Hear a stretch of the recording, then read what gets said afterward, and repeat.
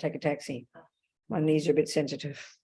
Okay, you people, we're going to talk about this view of karma, which is such a common word in the world, but I think really we know very little about it. We have many cliched ideas about it, you know. And actually, it's, you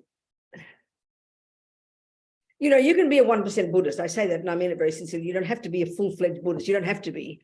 It's your call. You're the boss, not Buddha. So you can be a 1% Buddhist. And many Buddhists, indeed, people who call themselves Buddhists or do Buddhist practice, have no interest in karma. You know, if you go to some Buddhist centers, you won't hear about it.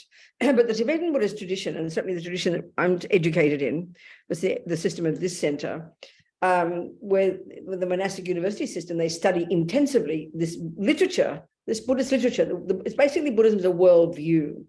I mean, it might be a surprise to us, you know, but it's this kind of presentation of the world and how it functions, specifically what is happiness and suffering, and even more specifically, Buddha's own direct experiential findings about how to get rid of suffering and how to get happy. I mean, it's the simplest way to put it. So from this perspective, the view of karma is absolutely fundamental.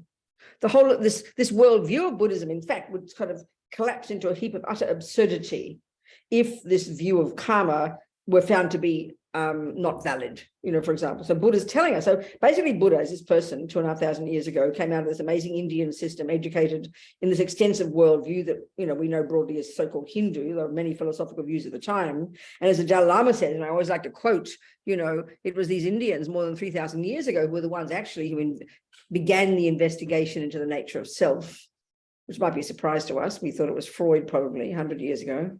This is 3,000 years ago. So Buddha came out of this extraordinary system and then diverged in his own direction, you know, in relation to his own particular findings about the nature of self.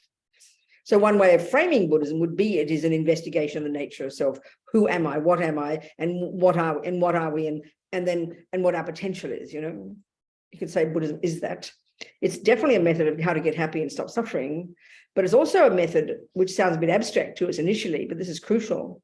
It's also a method of how to get wisdom. And what that means for Buddhism, what that means is to be in sync with reality.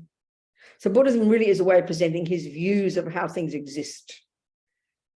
So then to think that that's got much to do with being happy sounds a bit odd to us, I think. It's not how we think in our culture with absolute certainty, but this is very much the Buddha's view.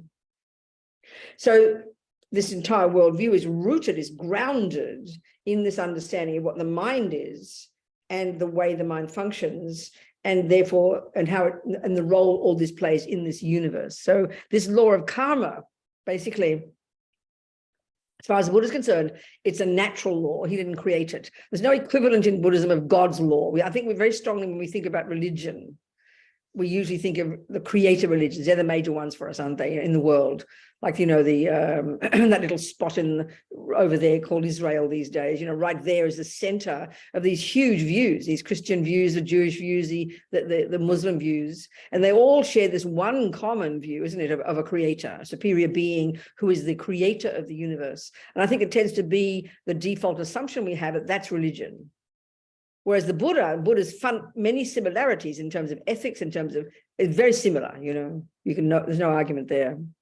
But the hugest difference and a radical difference is Buddha's assertion there's no such thing as a creator. We don't, in fact, don't need creating. The Buddha's view of how we exist, which is related to this view of karma, we don't need creating by somebody else. We do fine creating our own happiness and our own suffering. We are the boss, in other words, which is quite a shocking way to put it.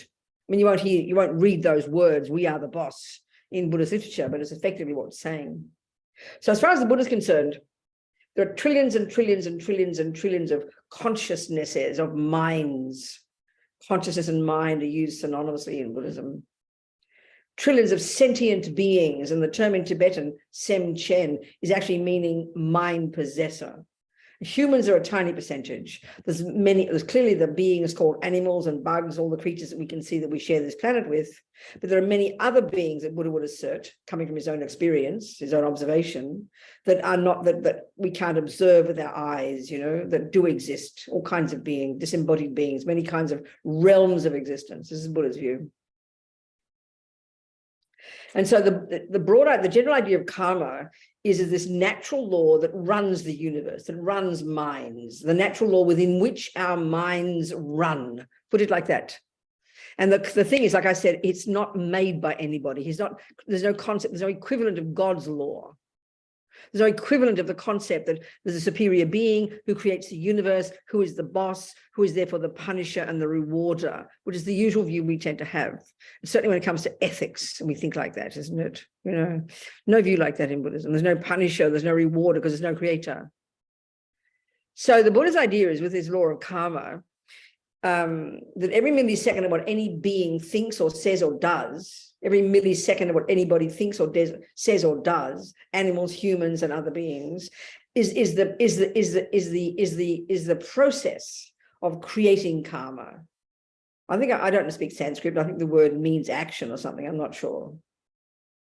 So every millisecond of what we think and do and say, and they use the analogy of seeds and fruits, sows seeds in the mind.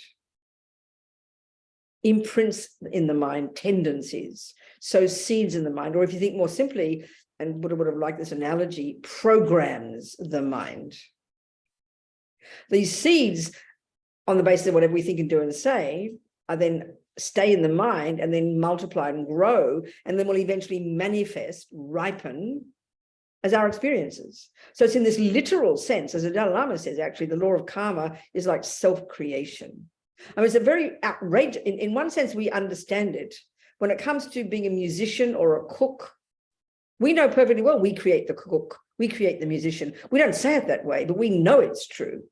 And we know that every single thing we do with our mind when it comes to cooking is the process of becoming a cook.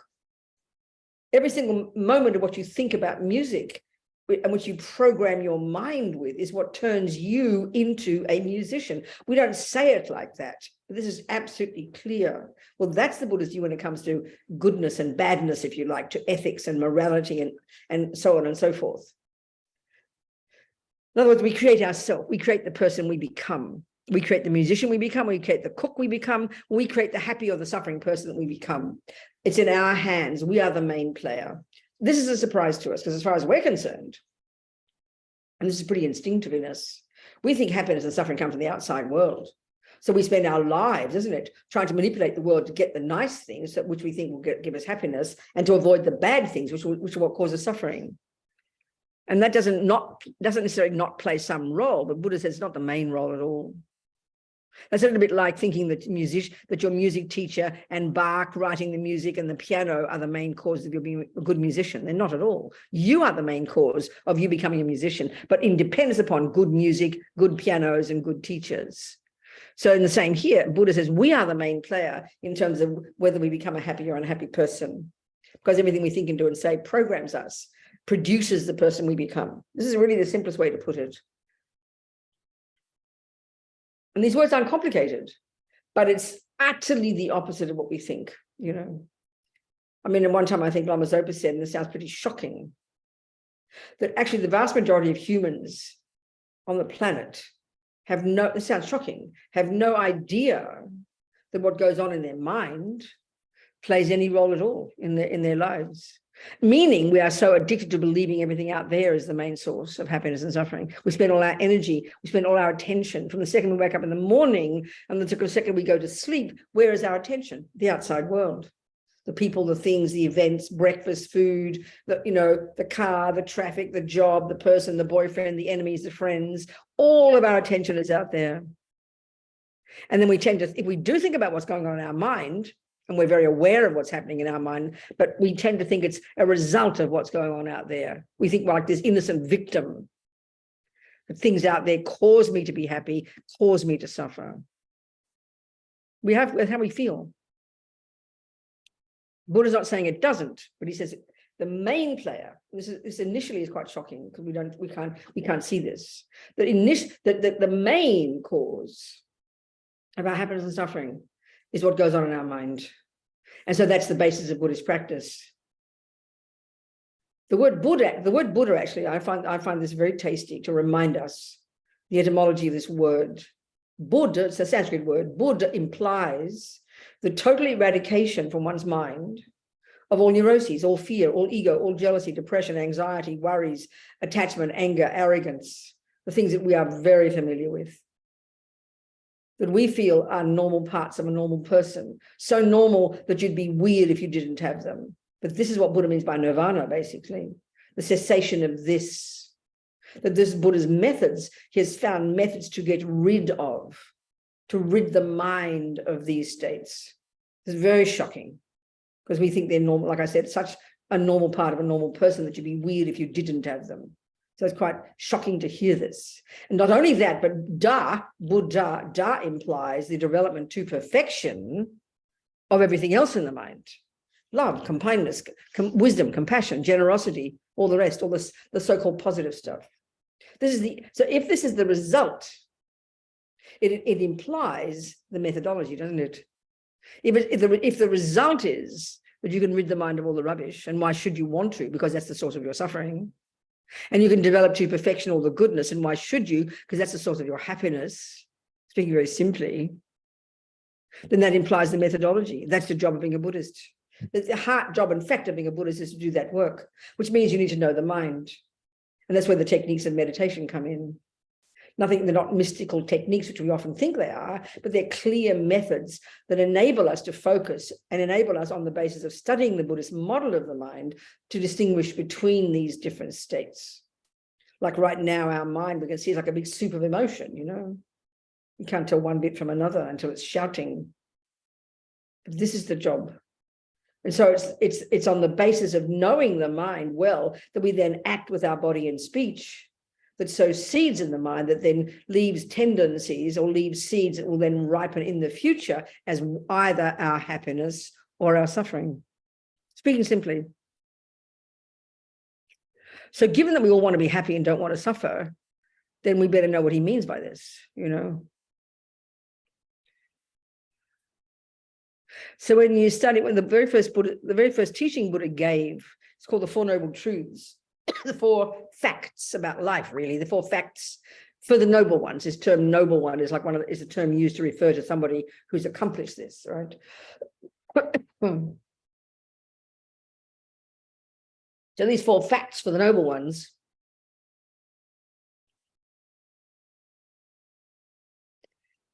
are framed in terms of suffering. 1, there is suffering. 2, there are causes. 3, you can be rid of these suffering and its causes. And 4, how to do it, speaking simply.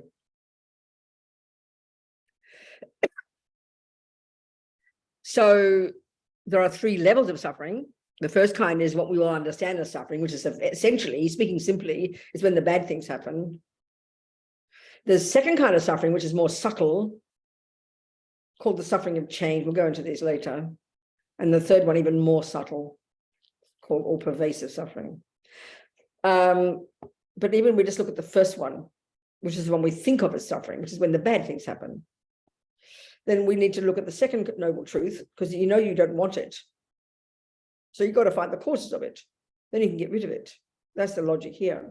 So there are causes, 2 causes of suffering for the Buddha, 2 main causes. There are many, many, many causes and conditions that have to come together to produce a moment of suffering, in the same way that you need many things to come together to produce a mug or a thermos or a table, you know. Many, many causes and conditions have to come together. But the Buddha is identifying 2 main causes, such that if we fix those, we solve the problems. And the 2 main causes are both inside ourselves. Now, this is shocking as well. This is quite opposite to the natural feeling we have. As I said before, that happiness and suffering come from out there. The main causes of happiness and suffering are out there. It's something Mummy didn't have to teach us this. It's something animals feel, monkeys and dogs and ants and humans. It's primordially deep inside us. And Buddha is suggesting it's a complete misconception. We've got it wrong. Not moralistically wrong, practically wrong.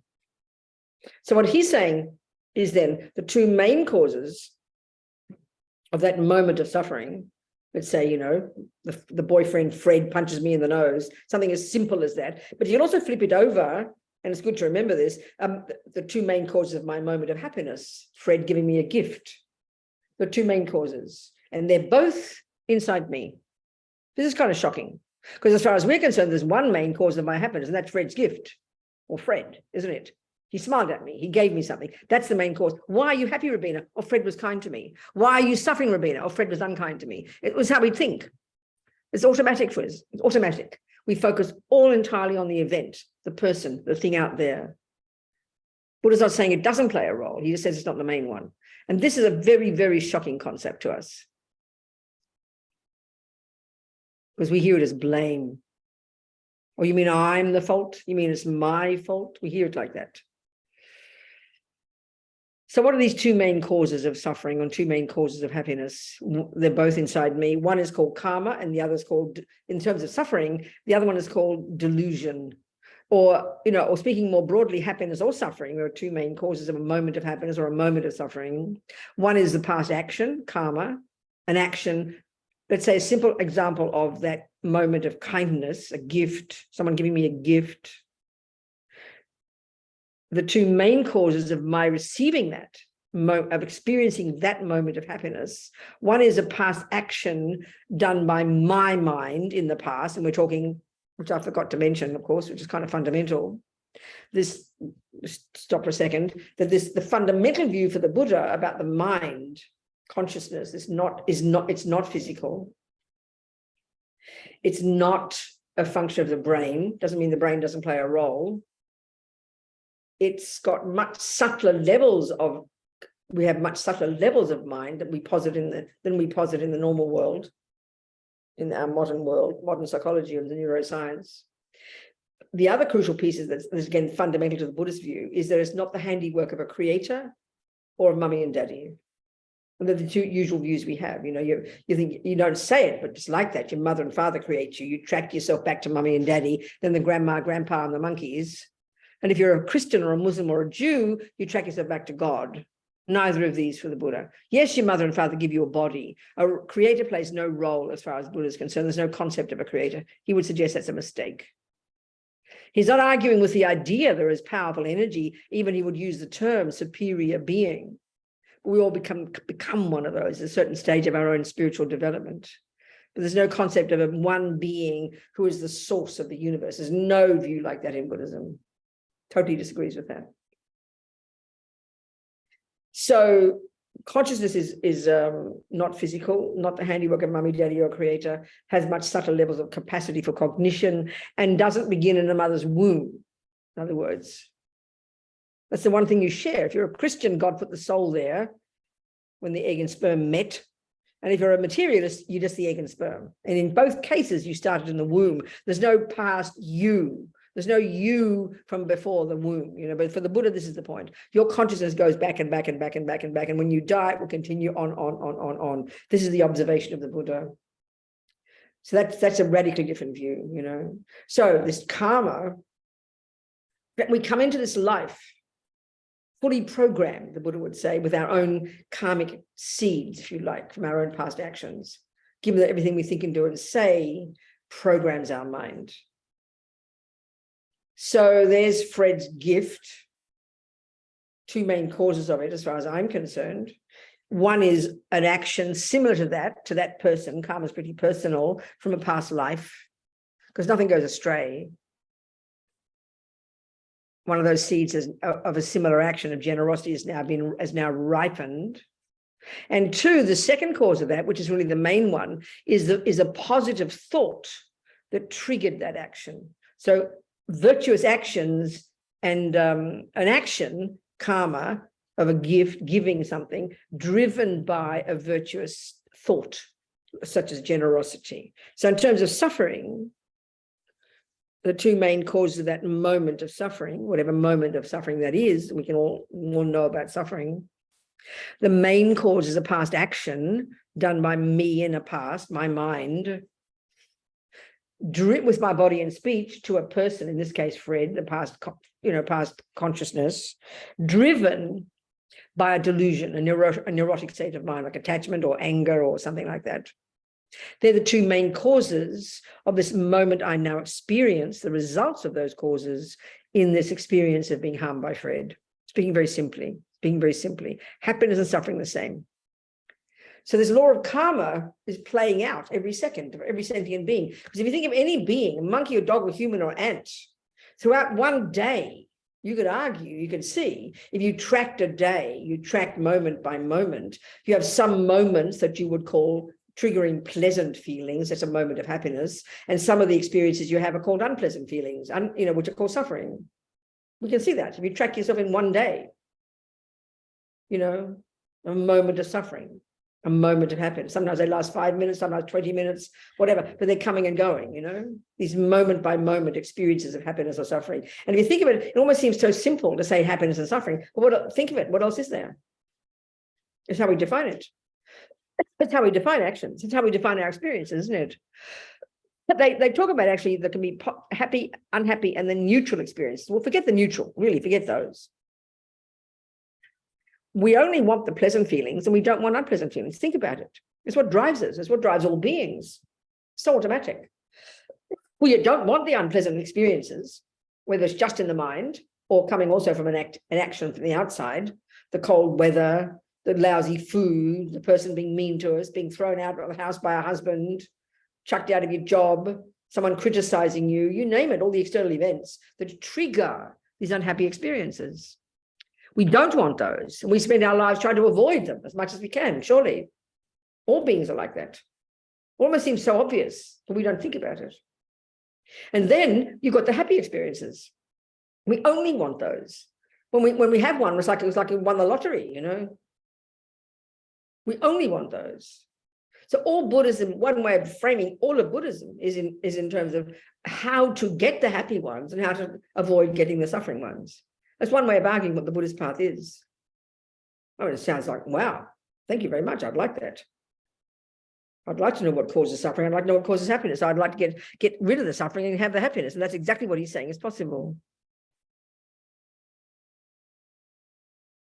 So his analysis is, like I said, every millisecond of a day, each sentient being, that ant, that monkey, that human, if you could track each moment internally, happy, happy, happy, very happy, unhappy, unhappy, very unhappy, tracking, instead of the external events, track the internal. He says each of those moments of happiness, each of those moments of suffering, there are causes of them. And the main causes are inside here from actions done in the past, the seeds we've planted in the past. And we come into this life fully programmed with these billions and billions of karmic seeds that are playing out every day as moments of happiness and moments of suffering. It's quite precise, quite analytical. So broadly speaking, what Buddhism is saying is then that there are four broad ways in which our past actions ripen in the present. And then indeed, there are four ways in which our present actions will ripen in the future. I think this is quite shocking because when we think of the mind, I don't think we think everything we think brings results. We think I'm allowed to think what I like. As long as no one knows about it, I can do what I like. We don't think our speech has any effect. I can say what I like, we say. Meaning, it's like saying, if you understood botany, and the Buddha talks a lot about the example of seeds and fruits, you'd never say, if you understood, I can just plant whatever seed I like. Of course you can, but seeds bring results. So you need to be conscious what seeds you plant, because that will bring the fruit, and you'd better know that you want those fruits. I'm allowed to plant whatever seed I like. It's sort of course you are, but it's going to bring results, so you better be careful. That's the view of karma. Whereas if we have a view of punishment and reward, which is how we think, it's like this kind of being rebellious. Don't you tell me what to do. I'm allowed to do what I like, we will say. So the Buddha's idea is, of course you are. You're in charge of your life. But everything you think and everything you say and everything you do, none of it will go astray. Every tiny action, every millisecond by millisecond, your mind is doing something, your speech is doing something, and your actions are doing something. They're sowing seeds in your mind, and they are going to ripen as your future experiences. So you'd better be in charge of the process, baby. Like if you know about botany, it's a great example. Of course, you're allowed to plant whatever seeds you like, but common sense would say you better plant the seeds you want, which will be the seeds that like fruits and herbs and flowers. You don't want weeds. You don't want the ugly things. I mean, speaking very simply. So this idea of a sense of accountability is what's behind this law of karma. that you are in charge, need to learn to become in charge of everything we think and do and say, because everything we think and do and say will produce the person I become. It's quite a powerful concept. Nothing to do with punishment or reward, nothing to do with being seen to be a good girl or being seen to be a bad girl. It's not relevant. But that's how we think about it. It's very strong inside our minds. So if someone doesn't see you do something naughty, oh, I got away with that, we think. As if somehow it doesn't have an effect. But the Buddha says it's got nothing to do with anybody seeing you. If you do something that's negative with your body and speech, driven by a delusion, that programs you with that. Whoever sees you is not relevant. The Buddhist idea is a bit like your doctor says, don't smoke. Why not, doctor? Because you'll get cancer. Now, she's not saying, I will give you cancer. If you smoke, I will punish you. But we hear it like that when it comes to morality. So then, of course, you go home and there's no doctor. Oh, I won't get cancer. She doesn't see me smoke, and out come the Marlboros. I mean, that's a joke. We know that cancer is a natural consequence of smoking, and the doctor's a wise person who's advising you. That's all. She's not a punisher and a rewarder. But that's how we think about morality, and that's how we think about mummy, daddy, God, police, the judge, someone out there seeing us do something. And if they don't see us, we get away with it. That's schizophrenic for the Buddha. It's a natural law that smoking could bring cancer. It's a natural law that anger, jealousy, resentment, low self-esteem, anxiety, attachment, actions driven by those can only ripen as one's own suffering because they're so painful. It's not punishment. There's no punisher. This approach is so important for us to understand because in our culture, I mean, they don't talk like this in the literature because karma is a given in the Eastern philosophical views. The idea of no creator is a given. But we're so addicted to the idea of creator or someone else out there. If we're not religious, we think someone out there is going to punish us. Mummy, daddy, the judge, the police, somebody else. We have this dualistic view. So this idea of karma is very integrated. We are the boss. We don't realize it. So we need to become the boss, because what we become in the future, we are the main cause of it. This is the concept of karma. So there are four main ways in which our present actions can ripen in the future. And there are four main ways in which our present life is playing out as a result of the past actions. So the first way, the main way that our karma ripens is the type of rebirth we get. This is where Buddha would assert all different realms of existence, many different realms of existence. The consciousness in its nature doesn't have an animal character, human character, any other kind, but a collection of karmic seeds coming together can produce the experience of being born as a dog. One is the type of rebirth, an animal, for example, or a human, for example. Let's say human, in our case, human.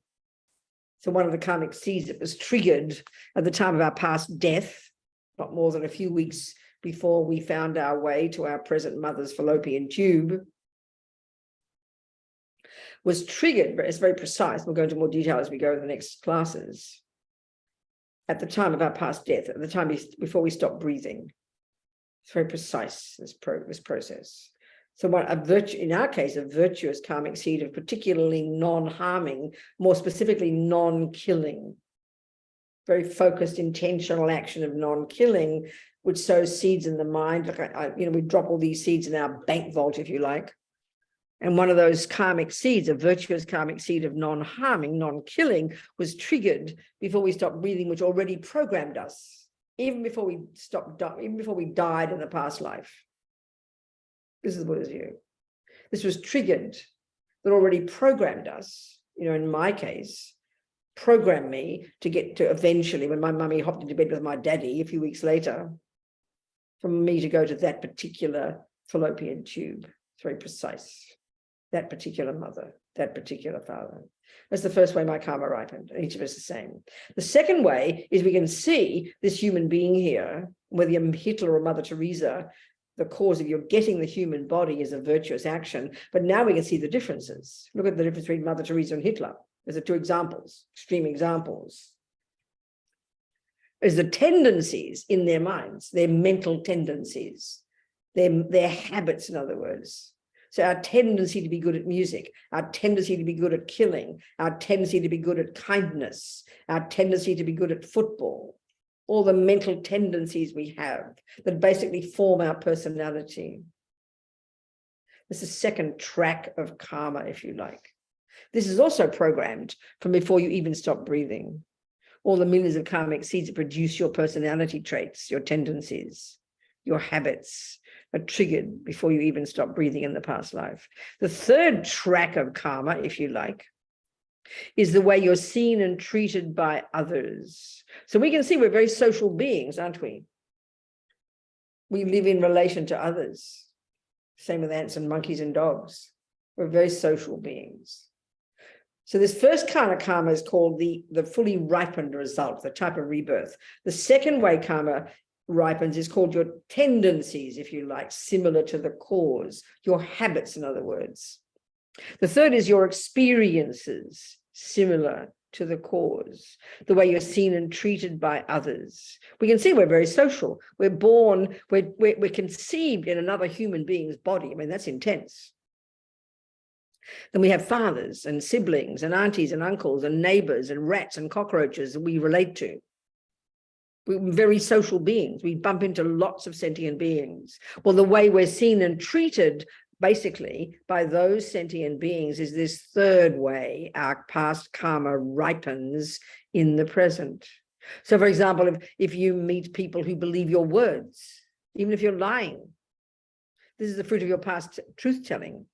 If you know, even if you're speaking the truth, but people don't believe you, this is a result of past lying. People like you, it's being past kindness. If people think you're very nice to look at, it's the result of your past patience. If people are generous to you, it's the result of your past generosity. If you get credit in the bank, it's the result of your past generosity. Every tiny experience we have in relation to others, whereas we think they are the main cause of this moment of my happiness or suffering, the Buddha would say they are actually the result of your past action. You're the main cause. You're the main cause. So there's a fully ripened result that in our case, human, our tendencies within this human mind, and you can have this spectrum from Hitler to Mother Teresa, like I said, we can see that in the world. The third one is all your experiences similar to the cause, the way you're seen and treated by others, pretty much. And the fourth one is even the way the physical world impacts upon you. It's called environmental karma. So a typical example of, say, one action called non-killing. It's a very specific, intentional decision to refrain from killing. It sounds very passive to call non-killing an action, but it's a very proactive decision. I will not kill. So you don't. So there are four results of that. You can have them all or some of them in a particular life. You mightn't have them all. One is the fully ripened result would be, for example, a human birth. The second is you'd wake up in this life with no thought to kill. Well, look at the human planet. I would suggest the vast majority of all humans have a tendency to kill. That means they haven't purified their past tendency to kill. So you've got the human body in relation to not killing, but you haven't purified all aspects of not killing. And so tragically, you wake up in this life as a human and you have a tendency to kill. Most humans kill something, I think. Have a look. Most religions say it's okay. This is quite a powerful concept. The next one, it would be the third way that your non-killing would ripen would be as an experience of not killing would be you won't get killed and you don't die young. Well, so far, that's all of us sitting here breathing still, you know. That's called experiences similar to the cause of past non-killing. Now look at the opposite. Look at the people who die young, children. The main cause is their non-killing karma ran out, if you like. They got killing karmic seed that was triggered and they die. Either just get killed or just die young, no medical cause, as they say. We can see that in the world. Even you look at fetuses. What's a fetus? A fetus, at the time of conception is when the consciousness goes into that egg and sperm. So I always think when I had an abortion when I was 23, that consciousness came into my womb, at the time when I was in the bed with a boy. And I remember I knew at that second I was pregnant. Women often say that. I knew I was pregnant that second. I knew that second. I knew. So that means that consciousness, whom I had karma with, the condition was me and the boy in the bed and the egg and sperm meeting, and that consciousness ran like a magnet and joined that egg and sperm. And that's the first second of conception. But what happened is they had, on the one hand, that person had the karma to be born as a human, and they had the specific personal karma to be born to my womb, karma between us. They had that karma, but they had the other karma called experience similar to the cause of another action of killing, specifically killing me. Karma is personal for the Buddha. It's like a natural law. And if it's a law, it's got to be coherent. It's quite shocking to us. But this is absolutely, we don't think like this. This is the Buddha's view, So due to my past killing them, they're having killed me, then the moment I knew I was pregnant, I thought I have an abortion. That moment I knew I was going to have an abortion. Thought arose in my mind. Due to the past karma of that person to be killed by me. So I had the abortion, So their life ran out. They didn't even get a chance to get born. And the main cause of their being killed by me was their past killing. This is the Buddha's view. And it's all very shocking to us because we don't think like this. I think we have a very strong feeling of kind of like being innocent victims. I don't mean to be mean, So it sounds shocking to us to think that anything that ever happens to anybody, good or bad, the main cause of it is in that person's mind from their past actions. That's very shocking for us. Initially, it sounds like blame, especially when it comes to bad things. This is the Buddha's view. So it's interesting. And the fourth way non-killing would ripen. The first one is you get, for example, a human body. The second is no tendency to kill. The third is you won't get killed or die young. And the fourth would be the environmental result. And the environmental result of not killing is that the physical world itself, like the food and the water, would nourish you, won't harm you. So look at the opposite. Look at the opposite. Look at the world now. Look at COVID. Look at all these. Look at COVID. It's a collective karma of the entire planet. Millions of people dying or getting sick. Basically, you're harmed by the environment. You kiss your auntie and you get COVID, and you die. From that perspective, the physical world is what harms you, isn't it? The occupants of the physical world.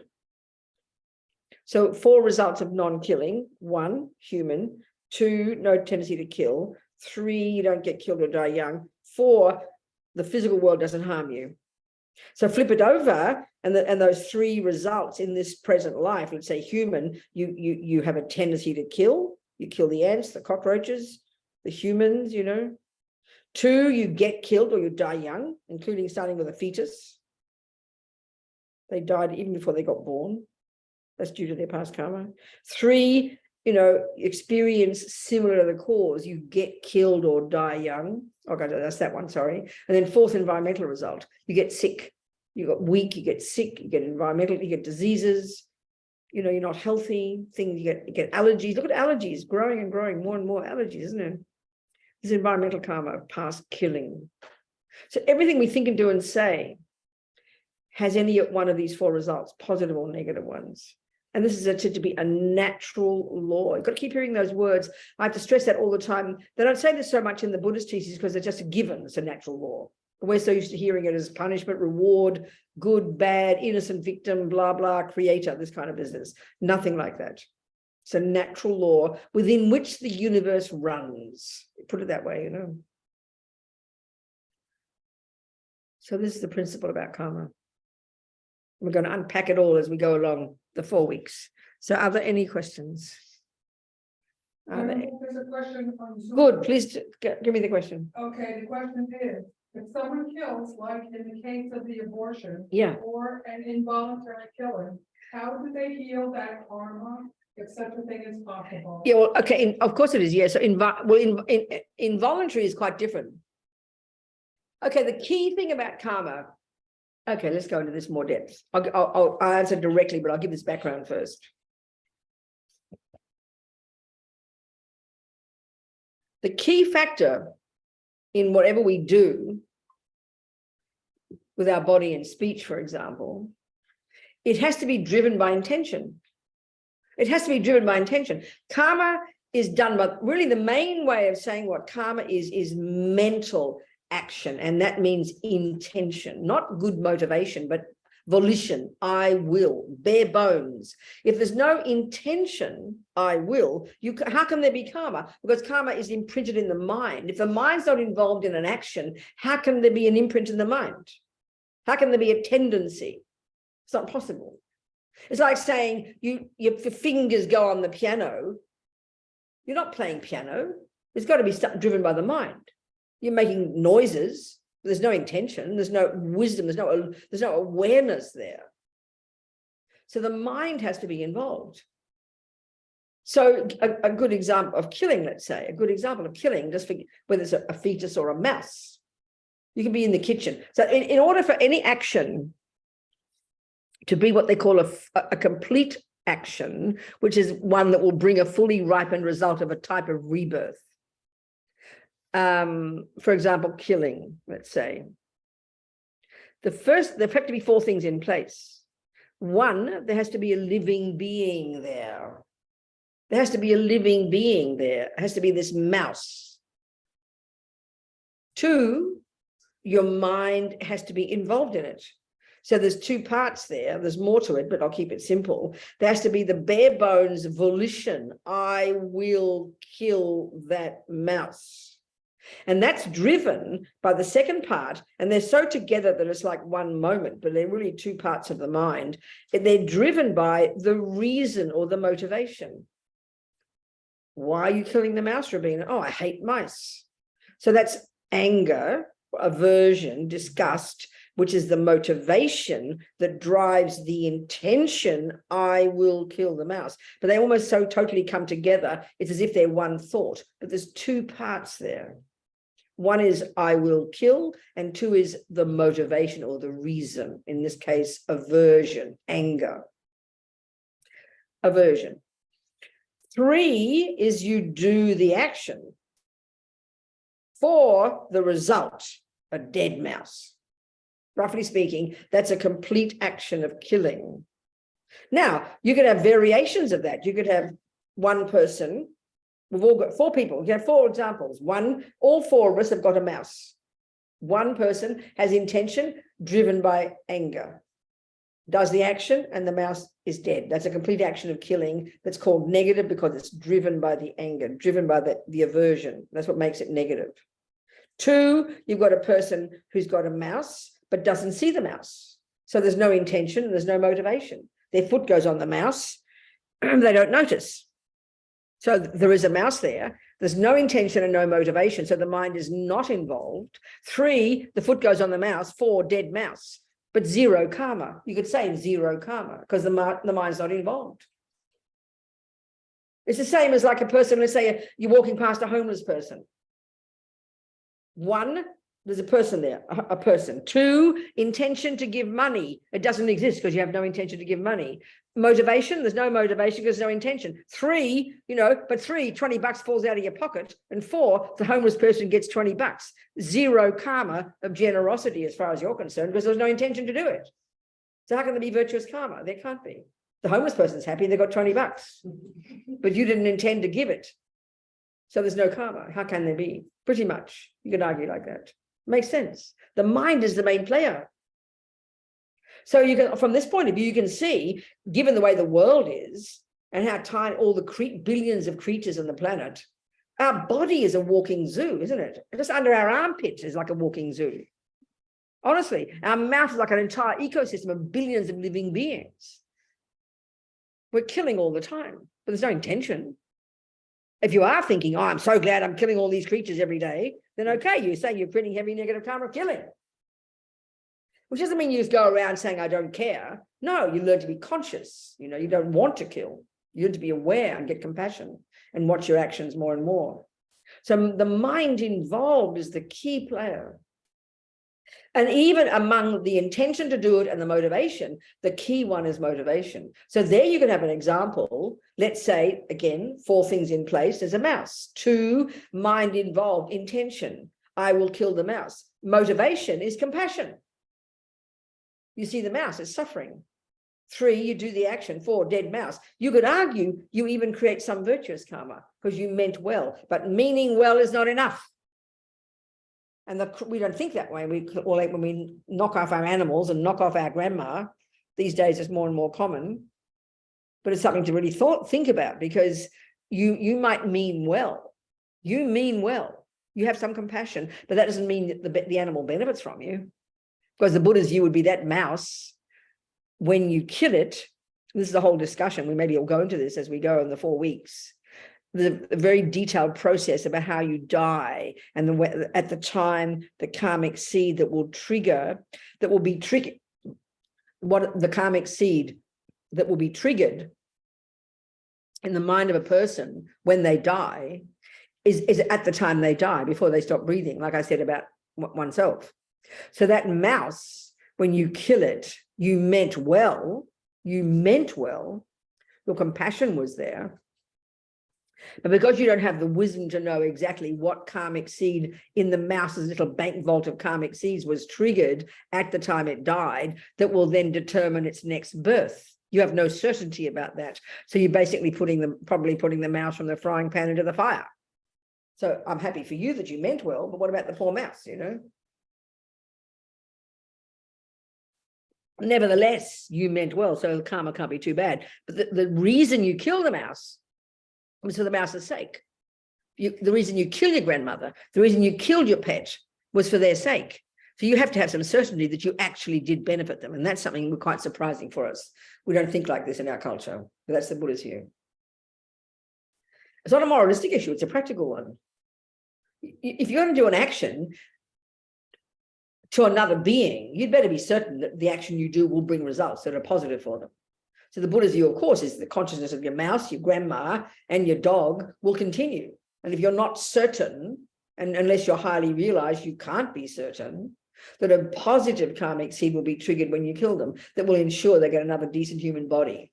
You can't ensure that, so then you mind your own business, please. Do your best to love them, to look after them, to protect them, to help them die naturally as well as you can. And there are lots of things you can do to help them die well, peacefully, without intervening, without being God. It's quite a big point. Nevertheless, my point is, you meaning well is okay for you. What good is that, You don't help your dog necessarily. That's quite a big point. So motivation is the major thing, the thing that drives you to do the action. That's why, as Dalai Lama often says, compassion is not enough. As Lama Zopa says, meaning well is not enough. You need to have the wisdom to know that the action you're going to do will actually benefit that being. That's a big ask, So unintentional killing, it's fine. We do things unintentionally all the time, which doesn't mean you don't care. We have to learn to become more aware, that's all. So then, because every millisecond of what we think and do and say does leave seeds, and therefore then we can also remove those seeds, because there's karma. There's no karma that's permanent. There's no karma you can't change. And this is part of what we're going to be discussing in the 4 weeks. The process of how we create karma, but also how we purify it. That's one of the major practices we have, we do at the end of the day. They call it purification, where you change, you change this, you change the process. You regret the actions you've done that are negative. You have compassion for those you harmed. You do some kind of practice, and you make determination to change. There's no karma we can't change. We're going to go into that in more detail in other classes. But the mind needs to be involved for you to create karma. Any other questions there, Sunny? Yeah.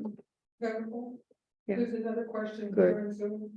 How does a family help heal karma? How does what, darling? How does what? How does a family help help heal karma after losing someone due to suicide? What does Buddhism say about reincarnation for one who takes their life? Okay, there's two parts to that question, isn't there? Okay, let's look at the second part. Okay. So as I've been saying already, and I'll just repeat it and get really clear on this, the key factor that determines the character of an action we do is not even the action, but is the motivation that drives the action. That's the exact example of you kill the mouse, and the mouse might well get a suffering rebirth, worse than the mouse's life as possible. But because you didn't have wisdom, that's your problem, but you did have some compassion. So therefore the karma you created can't be too negative, because your motivation was good. That's why compassion isn't enough. You've got to have wisdom. So given that the motivation is the main thing, both for negative and positive actions, then let's look at what suicide is, I mean, I think it's a possibility we can hear of some people who, out of compassion for the family and all the costs of the medical care and all that business, you can even imagine a person with great compassion deciding, just let me die, please, not necessarily forcing it. You can imagine that being driven by compassion. But I think if we look at what we mean by suicide, the motivation that drives is usually despair, loss, depression, grief, anger. Look at it, So any actions driven by those unhappy states of mind, and there's logic to all this, which we've got to go into in more detail, because it just sounds again to us like punishment or being heavy, When the mind is constricted, when the mind is I-based, when the mind is fear-based, when the mind is negative, that's what negative means, that's not judgmental. Despair, anger, loss, hopelessness, aversion, anger, all these things. Any action is driven by that. How can they bring a positive result to your mind? It's not possible. This is logical. It's not critical. This is logical. How can that bring good result?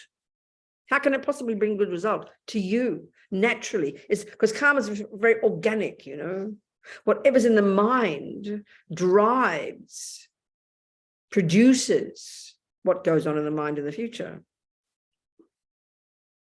So that's the way to answer. How can you, it's not criticizing, have compassion, And there's no certainty, because we don't know what drives people. We can sort of hear it, maybe they might have left a note that you might know them, but we're not certain about karma. It's so complex, we can't say for sure.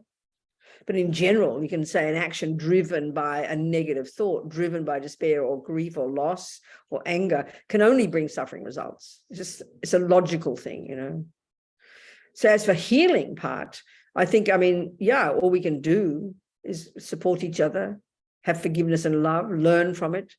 There are always lessons to learn, isn't it? Especially someone in the family, maybe we didn't take care, or we didn't know about it, or no one knew what happened. Many people say that, but everyone's surprised if they kill themselves because there was no sign. We can't blame ourselves, but we can learn from it, and have compassion and support each other.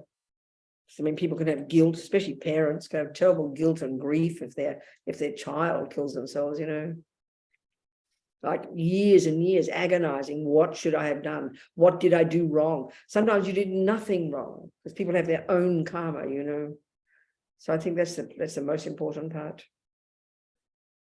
I hope that helps. What else there, Sunny? Anything, darling? Any more questions, people? Yes. Yeah, go. Yes. Where are we? Oh. In the chat, does the conscience have gender? That's a good question. This is what's interesting. No, consciousness. Okay, consciousness or mind is neither male, female, human, animal, anything. It's all those are just packages that we create from our past actions. We are literally in that sense, we are the producer of whether we become a monkey, a dog, that shape, that color, that gender, whatever it might be in the mind, the way we identify ourselves, how we see things. All of this is the product of what we have thought and said and done in the past. We are literally, it's like saying it, Dalai Lama said it, it's like we create ourselves. It's very fascinating. So no, I know when I first met the teachings, I'd been a radical feminist, serious radical feminist in the 70s, right? I mean, really extreme radical, very committed philosophically, radical feminist. And then I knew I wanted a spiritual path again. I'd been a Catholic 10 years before. So I started looking around, checking out, then I bumped into these Tibetans, met Lama Yeshe and Lama Zopa. And the thing that really struck me, well, first of all, I was shocked by all the sexism. Inevitably, Tibetans are very patriarchal. I mean, they were, whatever, but whatever. But the thing that really struck me when I first heard the teachings about karma, that's the piece that I found had been missing in my life. And that it really did strike me. If I've been a male or a female countless lifetimes, and the consciousness itself does not have any of this. In other words, when they talk about the death process, this package called me, female, whatever you want, however we identify ourselves, it gradually deconstructs. The elements cease, all the tendencies cease, and by the time you get to the very subtlest level of your mind, you are just pure consciousness. There's no male, there's no female, there's none of that. They're all karmic products, how we're seen, the way we identify ourselves, whether we're male or female, or by all the new ways we identify ourselves these days. All of these are just mental, they're constructs. Sure, a breast is a breast, a vagina is a vagina, they're things, but with the way we conceptually interpret ourselves, conceptually identify ourselves, what package we become, this is due to our past actions. And they're very dependent, they're dependent arisings. So you can see, for example, in what particular time you're born in a particular culture and you label yourself homosexual. So you're seen as a bad person. But these days now it's not seen as so bad. So the way that's not to do with being homosexual or transgender, whatever you want to call it. It's how you're seen by others. That karma is from particular actions where you're not seen as a nice person. It's got nothing to do with who you are intrinsically. Gender's not intrinsic, in other words. It's quite a powerful concept, actually, whereas I think we very much feel that it is. And indeed, we can see so many these days, people feel strongly, you've got a female body, but you feel like a male. And it's not argued with. That can be how we identify. But they're not intrinsic to us. Who we are is our consciousness, neither male nor female. These are all conceptual constructs, the way we interpret ourselves. I mean, a breast is a breast, a vagina is a vagina. I'm not saying they're not, but it's the way we interpret. So if you feel uncomfortable in that body and you prefer this kind of body, these are the conceptual constructs. We all create these. So consciousness is neither male nor female, human, animal, or anything else. Finally, the Buddha would say who we really are is when our mind is fully developed and we become a Buddha. No longer any delusions, no longer any suffering, and only virtue and goodness and wisdom. That's who we really are, if you like. That's our potential. So what defines us from the Buddha is wisdom and virtue. That's what defines us. Any of us. So that's the answer to that one. Who else? Huh? The next question in the chat. Good, go. Oh, sorry. Yes, nothing. Okay, go. What is the mind? Is it consciousness? Is it different than we Westerners view the mind? I understand, yeah, it's right, exactly, it's a good point, yeah. So consciousness and mind in general in Buddhism are used synonymously. And they're your capacity for cognition. It is not referring to the brain, which does not mean the brain doesn't play a role. So without insulting neuroscience, I would put it that the Buddhist approach would be that what goes on in your brain is a physical indicator of what's going on in your consciousness, but only at a certain level, because Buddha would assert these much subtler levels of cognition that do not depend upon brain. And this is something fundamental to even understand theoretically. Because this is coming from the Buddhists, these Indians, well before the Buddha, these genius Hindus, these genius Indians were the ones who created this technique that's these days known broadly as mindfulness, but is much more specifically based upon this technique that's called cultivating single-pointed concentration. And it's this subtle level of cognition, a subtle level of our mind that is beyond the grosser level. We live at the level of sensory and conceptuality. And that's just the tip of the iceberg of the capacity of our mind for cognition. The job of mind is to cognize, finally, to be in sync with reality. So the level of cognition that we assert in modern psychology and neuroscience is clearly related to the brain. But the Buddhist view is, if you had this single-pointed concentration, this technique invented more than 3,000 years ago, which is central to the Buddhist techniques. Buddha, when he diverged in his own direction, he took this technique with him as a Hindu technique, but it's central to Buddhism. If you were to see a person who'd accomplished this subtler level of cognition, this subtler level of single-pointed concentration, samadhi, they would look like they were dead because they'd gone beyond the grosser level of cognition. So this is a radically different level of mind. And to even understand theoretically what it means is necessary if you want to understand the bigger picture in Buddhism, you know. So mind and consciousness broadly are used synonymously. They refer to this process of cognition, this internal subjective capacity for cognition. It refers to the grosser level, the sensory consciousness, the grosser level of mental consciousness, which is conceptuality, which includes all our emotions and feelings. It includes all the neuroses, it includes all the positive thoughts. It includes these subtler levels, instinct, intuition, these subtler levels of cognition. And this mind, this consciousness, is not the handiwork of mummy or daddy or God, like I said. And basically, it's a continuity of mental moments. Like if you tracked it back perfectly without a single second break, which from now, you'd keep tracking and tracking and tracking in an unbroken chain of mental moments. And inexorably, you'd get back to the first second of conception. Well, the question is, what was the source of that first moment of conception? It has to be a previous moment of that cognition, The egg and the sperm are in daddy and mummy's bodies. And your consciousness goes back in its own continuity of mental moments. And a few weeks before that, it was in a previous body. And a life before that, it was in a previous body. And a life before that, it was in a previous body. It's all dealt with in great depth in the literature. That's your consciousness, your mind. So the mind is used for this moment of cognition. Mind is also used to refer to this, mental continuum, this continuity of mental moments. So it's used in these different ways. And it doesn't come from anybody else. This is a massively important point. This is the nuttiest idea for the Buddha, that your consciousness, your mind, your anger, your love, your kindness, your generosity, your forgiveness, your being good at football or music can come directly from someone else, can be given to you. This is wacko for the Buddha. He doesn't say it like that, of course. I'm saying it that way.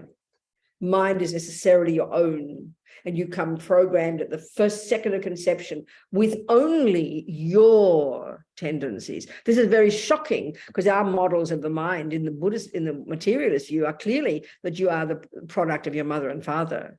But your anger is we only speak about the brain. We don't speak about any other part. They're talking about it now. More and more, these marvelous conversations going on. So of course you get your brain from your mother and father. That's obvious. But that's not your mind. Your consciousness is not physical. Your tendencies come from your past habits. My mother was a musician, for example. So we would say, oh, Robina got music from her mother. Well, she didn't. My mother was good at music because she'd practiced it before. I was good at music because I must have practiced it before. And I conveniently got born to a mother who could help me nourish my music. This is a crucial point in Buddhism. My father was angry. Oh, Robina's angry because of her father. No, I was born with a tendency to be angry, and my father was born with a tendency to be angry. And then we each exacerbated each other's anger, It's a major, major point in the Buddhist view. Huge point, actually, that what's in our mind is our own. We brought it with us. And the good side of that is you become accountable. You own it. Yeah, your father might have been mean. Yes, your mother might have taught you music. Thank you kindly. But the music is yours. The anger is yours. This is a huge point. So this is something I know when I first heard the teachings, I felt this is what I'd been missing in my life. This concept of karma, which brings this accountability, this ownership of who you are. You produce yourself. You came into this life program with your tendencies in your own mind. And that your mind goes back and back and back and forward, forward, forward. This is the central point in Buddhism. Anything else there, Sunny? I have a question. Yes. I know, Robina. So is single point concentration the only way to have a direct experience of these concepts, such as mind continuum and karma playing out, for the rest of us who don't? So, say that question again, darling. Single point concentration, is it the only way or tool to have a direct experience of the endless mind continuum? Oh, absolutely, yes. Yes, simply because, for no other reason than because when you've accessed this subtler level of mind, it's like you can see, you can cognize phenomena that the grosser level can't, which is the past, the future, the minds of others. Mind is much more subtle then and can cognize subtler things. That's the, and whether, yeah, so what, you know, yeah, whether you Buddhist, Muslim, anything else, this is what you have to access in order to see these things. It's just a more capable level of cognition.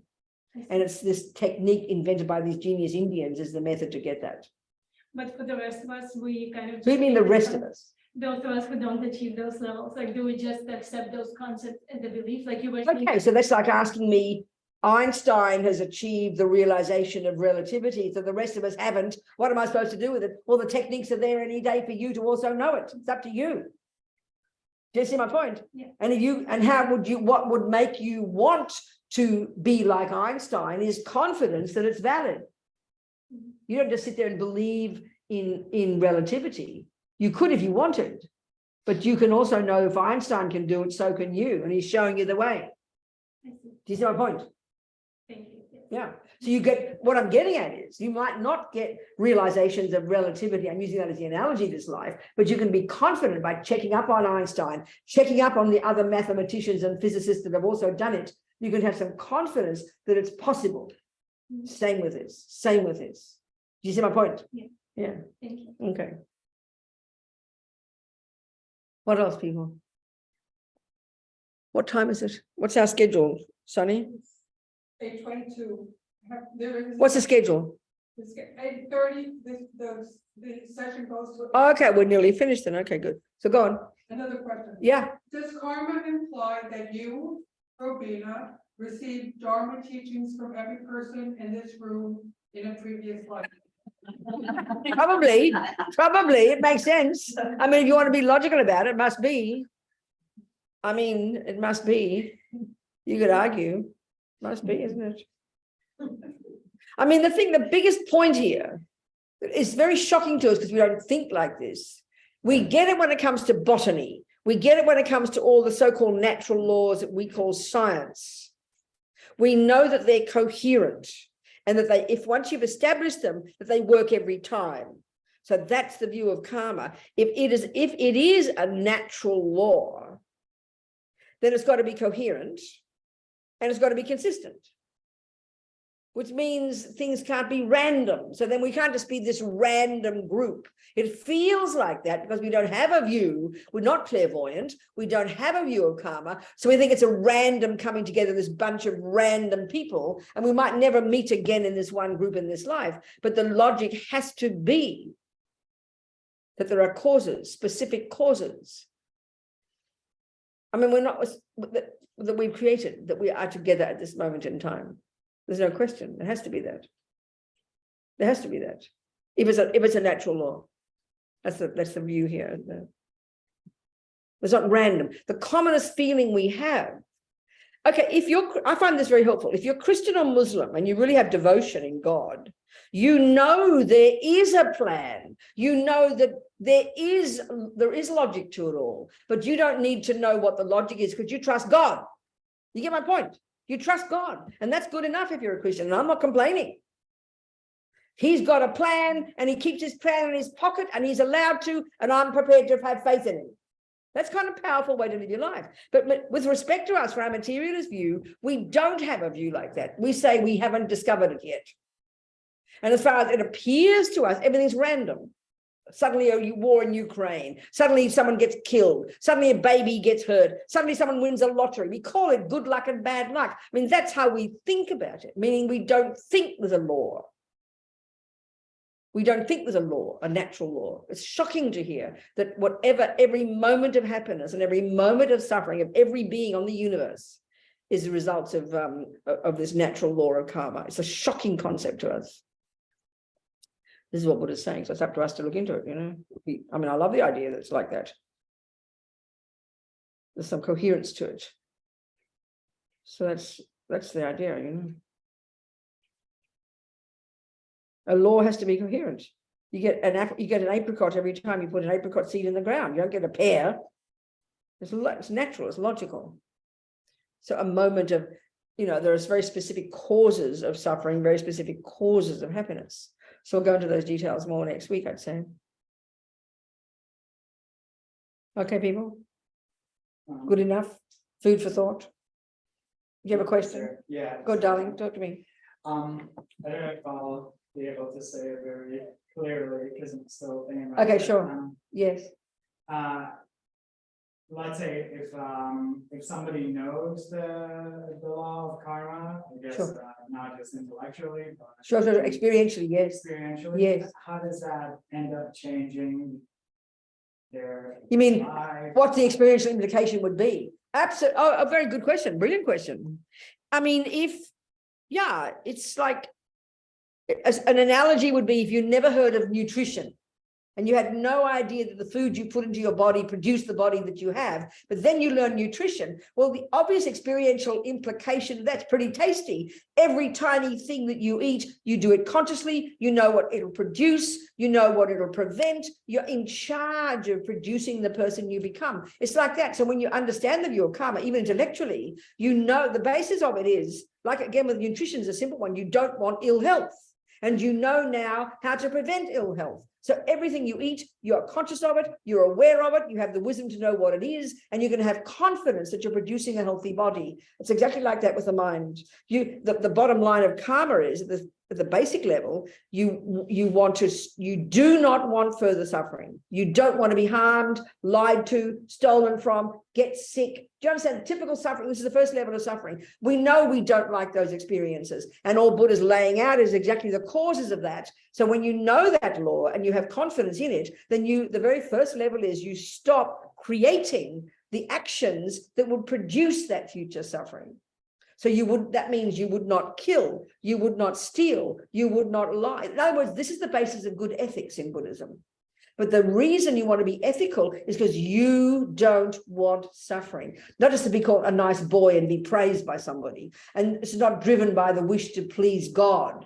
Like as a Catholic, I'm not being rude, as a Catholic, I know I was taught that what a sin is when you do what God said not to do. So what drives me as a good Catholic to not kill is because God said not to. And that's fine. But the Buddha's view is that I want to not kill because I know I don't want to get killed. I don't want to be sick. I don't want to have birth in a suffering rebirth.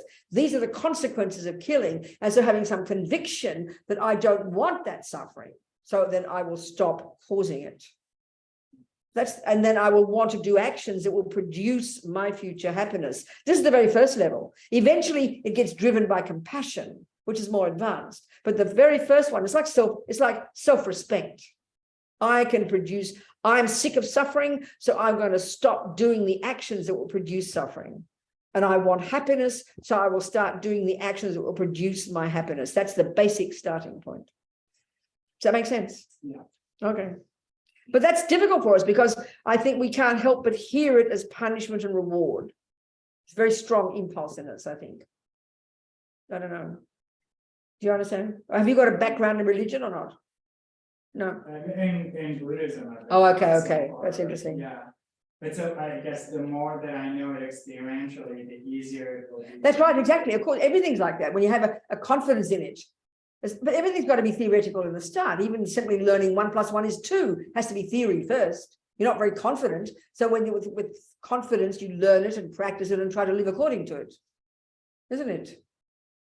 And I think the long-term one about karma is future lifetimes. But my sense is, I feel if we can look into right now, forget about future lives, if we can look into ourselves, if we get angry and get upset and get jealous and look at the suffering right now that causes me. So even the impulse to want to stop killing and stealing now, and then to try and work on my mind now for the benefit of me now, brings more peace of mind now even. I think that we can prove. Do you see my point? But it means we've got to pay attention, because we like to blame other people. I'm allowed to kill, I'm allowed to steal, I'm allowed to get angry. Look what they do to me. We act like victims, you know. But if we can just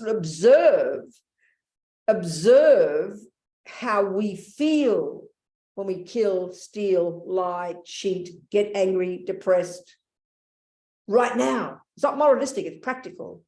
Then I think that's powerful. And that, I think, is the big disconnect. Because we're so addicted to believing that other people cause it and that we don't have any control over it. So it really demands paying attention, and also demands accountability for oneself, you know. Do you understand? Yeah. My feeling. Forget the long term, you know, which is even more abstract. Yeah. Thank you so much. That's very helpful. Yes. If we can all achieve single-pointed concentration and realize the nature of emptiness, why do the teachings always talk about millions of eons of About what? If we can all, I know, I heard the first part. What's the second part? the second part is, why do the teachings always talk about millions of eons of lifetimes? About what? For what? There's no millions of eons of lifetimes. You can get single point of concentration in 3 years. You just got to give up sex, drugs, and rock and roll, and go to the mountains and not care about what food you eat, and be content with whatever you have, and work really, really hard. Come on. All right. Good. Okay, people. See you, darlings, all of you, next week, all being well. Thank you, thank you, thank you. Jang Chob, Sem Chog Rinpoche, Ma Ke Panam Ke Guchig, Ke Panyam Pa Me Pa Yang Gong Ne Gondu Pa Ba Shog. What I'll do, I forgot to do, I'm sorry, is prepare some. Oh, I see. There was it. We just did it. Never mind. Don't worry. Take it off. Don't worry. So what I forgot to do, I'll prepare some course notes. All the things I'm talking about, I will put those into a PDF and you can download them. And I'll have them ready for next week. Okay. All right, people. Thank you so much. Thank you, thank you, thank you. Thank you, thank you, everybody. Thank you, Zoomers. That's great that she's going to do that. Thank you. Thank you.